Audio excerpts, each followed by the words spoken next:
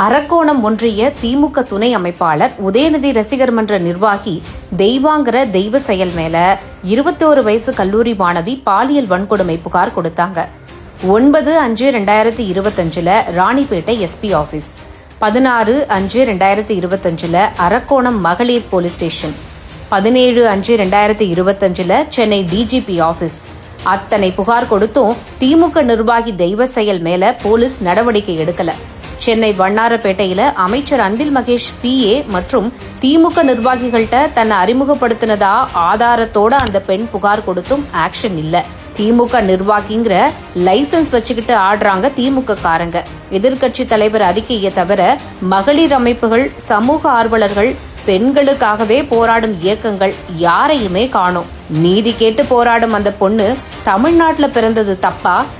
மக்கள் தான் முடிவு சொல்லணும்.